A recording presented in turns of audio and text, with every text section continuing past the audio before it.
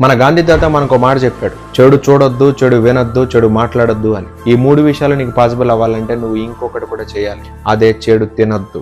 అందుకే మన సైంటిస్టులు ఊరికి అనలేదు what you eat is what you are అని. నువ్వు తినే తిండిని బట్టే నీ ఆలోచన విధానం, నీ క్యారెక్టర్ డిపెండ్ అయి ఉంటుంది. అందుకే సాత్వికమైన ఫుడ్ తినేవాళ్ళు వాళ్ళ సెల్ఫ్ హర్ట్ చేసుకుంటారు కానీ వేరే వాళ్ళని అస్సలు హర్ట్ చేయరు. ఎందుకంటే what you eat is what you are కాబట్టి. నువ్వు తిన్న ప్రతి ఫుడ్కి నీ గట్ బ్యాక్టీరియా రియాక్ట్ అవుద్ది. మన ఫస్ట్ బ్రెయిన్ ఎక్కడుంటే మన సెకండ్ బ్రెయిన్ మన గట్లో ఉంటుంది. నువ్వు తీసుకునే ప్రతి డెసిషన్కి ముందు నీ ఫస్ట్ బ్రెయిన్, నీ సెకండ్ బ్రెయిన్ రెండు ముందు కుమ్మక్కై మాట్లాడుకుంటాయి. నీ సెకండ్ బ్రెయిన్ ఇచ్చిన ఇన్పుట్లు తీసుకుని నీ ఫస్ట్ బ్రెయిన్ నీకు చెప్పుద్ది. అందుకే నీ నోట్లో ఉన్న 10,000 టేస్ట్ బడ్ల కోసం కాకుండా నీ బాడీలో ఉన్న గట్ బ్యాక్టీరియా కోసం తిను.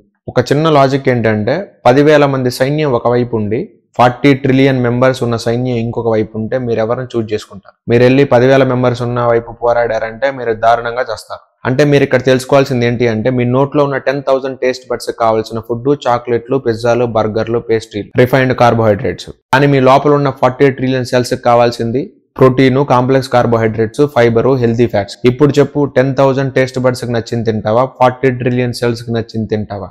A war between 10,000 taste buds and 40 trillion cells. కానీ నువ్వు 40 ట్రిలియన్ సెల్స్ ని కాదని 10,000 టేస్ట్ బడ్లకు నచ్చిందే తింటున్నావు. సాక్షాత్తు రాత రాసిన బ్రహ్మదేవుడే దిగొచ్చినా సరే యముడు నుండి నిన్నెవడూ కాపాడలేడు.